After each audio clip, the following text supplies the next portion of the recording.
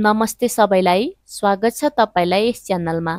हामी नेपाली भाषा बोल्नेहरूको लागि जापानी भाषा सरल र रमाइलो तरिकाले सिकाउने जमर्को सहित विभिन्न भिडियोहरू प्रस्तुत गर्दै आइरहेका छौं। आज हामी दैनिक जीवनमा उपयोगी जान्नै पर्ने जापानी वाक्यहरू सिक्नेछौं, जसको नेपाली उच्चारण सहित भिडियोमा प्रस्तुत गरेका छौं, जसले गर्दा तपाईलाई आत्मविश्वासका साथ बोल्न मद्दत पुग्नेछ।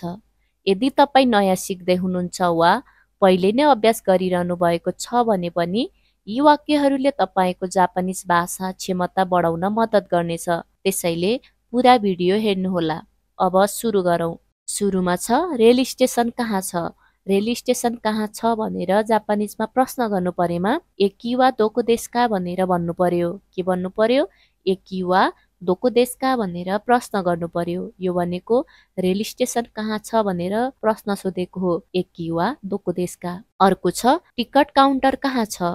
टिकट काउन्टर कहाँ छ भनेर जापानिजमा प्रश्न गर्नु परेमा किप्पु उरिबा वा दोको देशका भनेर भन्नु पर्यो। के भन्नु पर्यो? किप्पु उरिबा वा दोको देशका भनेर प्रश्न गर्नु पर्यो। यो भनेको टिकट काउन्टर कहाँ छ भनेर प्रश्न सोधेको हो। किप्पु उरिबा वा दोको देशका भनेर भन्नुपर्छ है। अर्को छ कृपया टिकट दिनुहोस्। कृपया टिकट दिनुहोस् भनेर जापानिजमा भन्नको लागि चिकेत्तो ओ कुदासाई भनेर भन्नु पर्यो। के भन्नु पर्यो? चिकेत्तो ओ कुदासाई। यो भनेको कृपया टिकट दिनुहोस् भन्ने बुझिन्छ। अर्को छ मेट्रो कहाँ छ?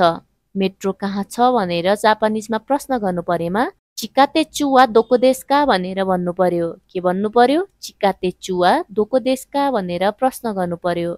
यो भनेको मेट्रो कहाँ छ भनेर प्रश्न सोधेको हो। अर्को छ के तपाईलाई यो नक्सा देखाउन सक्छु? के तपाईलाई यो नक्सा देखाउन सक्छु भनेर जापानिजमा भन्नको लागि कोनो चिजु हो मिसेतोमो इ देशका भनेर भन्नु पर्यो। के भन्नु पर्यो? कोनो चिजु हो मिसेतेमो इ देशका भनेर प्रश्न गर्नु पर्यो। यो भनेको के तपाईलाई यो नक्सा देखाउन सक्छु भनेर प्रश्न सोधेको हो। अर्को छ यो वरिपरि होटेल छ? यो वरिपरि होटेल छ भनेर जापानिजमा प्रश्न सोध्नु परेमा कोनो हेन्नी होतेरु वा आरिमास्का भनेर भन्नु पर्यो। के भन्नु पर्यो? कोनो हेन्नी होतेरु वा आरिमास्का भनेर प्रश्न सोध्नु पर्यो है। यो भनेको यो वरिपरि होटेल छ भनेर प्रश्न सोधेको हो। कोनो हेन्नी होतेरु वा आरिमास्का। अर्को छ के तपाई अंग्रेजी बोल्न सक्नुहुन्छ? के तपाई अंग्रेजी बोल्न सक्नुहुन्छ भनेर जापानिजमा प्रश्न सोध्नु परेमा एइगो ओ हानासेमास्का भनेर भन्नु पर्यो। के भन्नु पर्यो? एइगो ओ हानासेमास्का भनेर प्रश्न सोध्नु पर्यो। यो भनेको के तपाई अंग्रेजी बोल्न सक्नुहुन्छ भनेर प्रश्न सोधेको हो। एइगो ओ हानासेमास्का।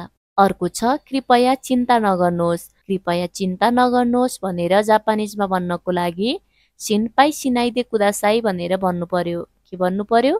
सिनपाई सिनाइदे कुदासाई भनेर भन्नु पर्यो है। यो भनेको कृपया चिन्ता नगर्नुहोस् भन्ने बुझिन्छ। सिनपाई सिनाइदे कुदासाई। अर्को छ यो पसल कहिले बन्द हुन्छ? यो पसल कहिले बन्द हुन्छ भनेर जापानिजमा प्रश्न गर्नु परेमा कोनो मिसे वा नान्जिनी सिमारिमास्का भनेर भन्नु पर्यो। के भन्नु पर्यो? कोनो मिसे वा नान्जिनी सिमारिमास्का भनेर प्रश्न गर्नु पर्यो है।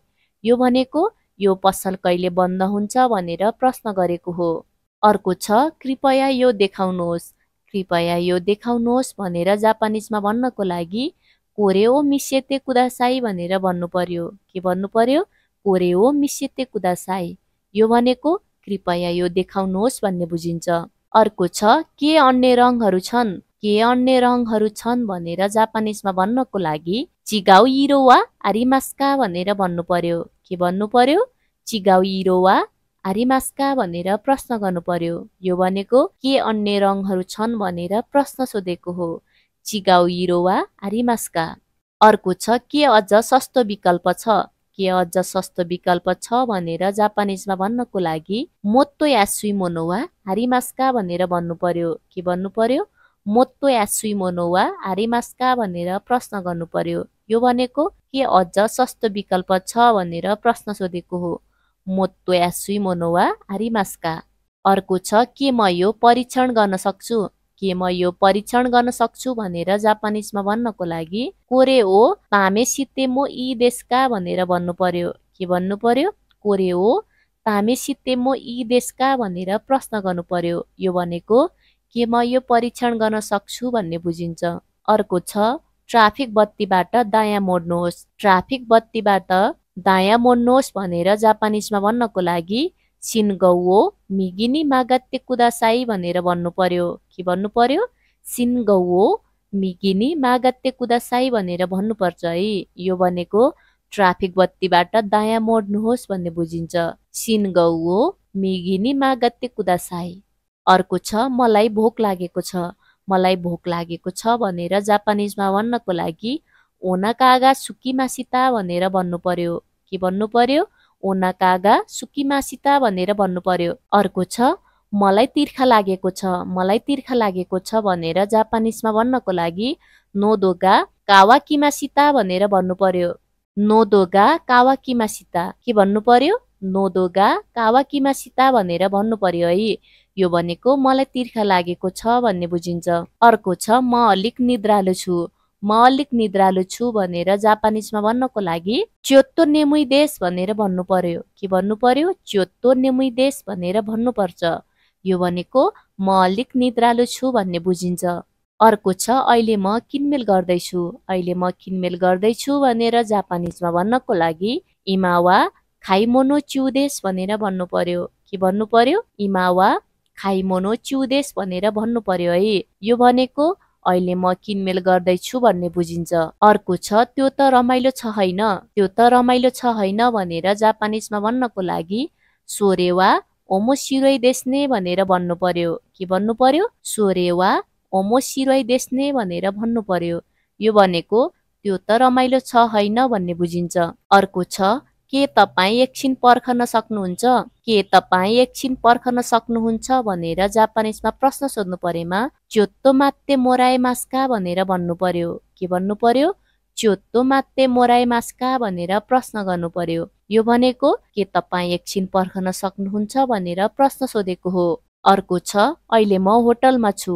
अहिले म होटलमा छु भनेर जापानिजमा भन्नको लागि इमावा होतेरु नि इमास भनेर भन्नु पर्यो। के भन्नु पर्यो? इमावा होतेरु नि इमास भनेर भन्नु पर्यो। यो भनेको अहिले म होटलमा छु भन्ने बुझिन्छ। अर्को छ त्यो अलिक अप्ठ्यारो भयो। त्यो अलिक अप्ठ्यारो भयो भनेर जापानिजमा भन्नको लागि सोरेवा चोत्तो कुमारीमास भनेर भन्नुपर्छ है। यो भनेको त्यो अलिक अप्ठ्यारो भयो भन्ने बुझिन्छ। सोरेवा चोत्तो कुमारीमास।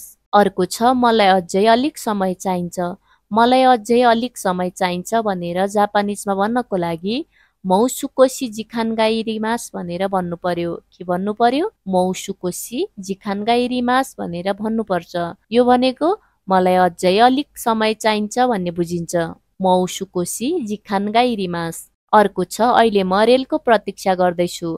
अहिले म रेलको प्रतीक्षा गर्दैछु भनेर जापानिजमा भन्नको लागि इमावा देन्स्याओ मात्तेइमास भनेर भन्नु पर्यो। के भन्नु पर्यो? इमावा देन्स्याओ मात्तेइमास भनेर भन्नु पर्यो। यो भनेको अहिले म रेलको प्रतीक्षा गर्दैछु भन्ने बुझिन्छ। इमावा देन्स्याओ मात्तेइमास। अर्को छ त्यो मेरो रुचि हो। त्यो मेरो रुचि हो भनेर जापानिजमा भन्नको लागि सोरेवा वातासिनो सुमी देश भनेर भन्नु पर्यो। के भन्नु पर्यो? सोरेवा वातासिनो सुमी देश। यो भनेको त्यो मेरो रुचि हो भन्ने बुझिन्छ। सबैजनाले ध्यान दिएर सुन्नुहोस्। सोरेवा वातासिनो सुमी देश। अर्को छ म पछि सम्पर्क गर्छु। म पछि सम्पर्क गर्छु भनेर जापानिजमा भन्नको लागि माता आतो दे रेन्राकु सिमास भनेर भन्नु पर्यो। के भन्नु पर्यो? माता आतो दे रेन्राकु सिमास भनेर भन्नुपर्छ। यो भनेको म पछि सम्पर्क गर्छु भन्ने बुझिन्छ। अर्को छ म अझै अभ्यास गर्न चाहन्छु। म अझै अभ्यास गर्न चाहन्छु भनेर जापानिजमा भन्नको लागि मौसुकोसी रेन्स्यु सिताइ देश भनेर भन्नु पर्यो। के भन्नु पर्यो? मौसुकोसी रेन्स्यु सिताइ देश भनेर भन्नुपर्छ। यो भनेको म अझै अभ्यास गर्न चाहन्छु भन्ने बुझिन्छ। अर्को छ तपाईँ अहिले कोसँग हुनुहुन्छ। तपाईँ अहिले कोसँग हुनुहुन्छ भनेर जापानिजमा प्रश्न गर्नु पर्दा इमावा दारेतो इमास्का भनेर भन्नु पर्यो। के भन्नु पर्यो? इमावा दारेतो इमास्का भनेर प्रश्न गर्नु पर्यो। यो भनेको तपाईँ अहिले कोसँग हुनुहुन्छ भनेर प्रश्न सोधेको हो। सबैजनाले ध्यान दिएर सुन्नुहोस्। इमावा दारेतो इमास्का। अर्को छ अहिले कक्षा चलिरहेको छ।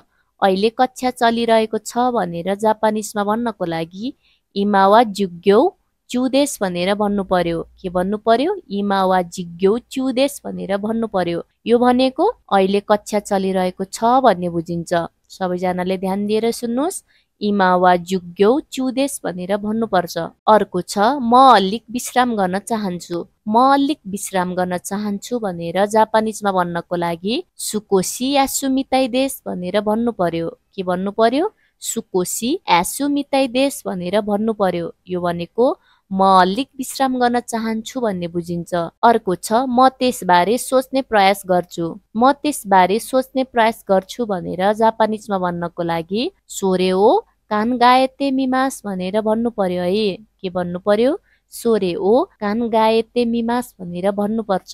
यो भनेको म त्यसबारे सोच्ने प्रयास गर्छु भन्ने बुझिन्छ। सबैजनाले ध्यान दिएर सुन्नुहोस्। सोरे ओ कान गाएते मिमास। अर्को छ त्यो त अलिक गाह्रो छ होइन।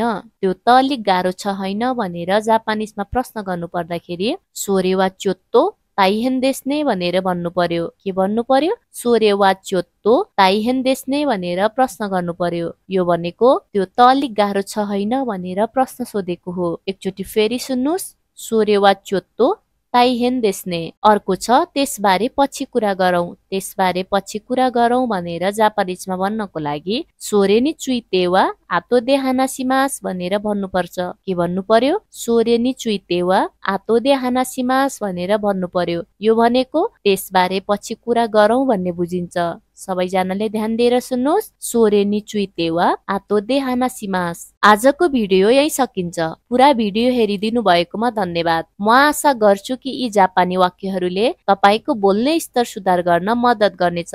यदि यो भिडियो मन परेमा लाइक, शेयर र सब्स्क्राइब गर्नुहोस्। पुनः अर्को भिडियोमा भेट्नेछु। धन्यवाद।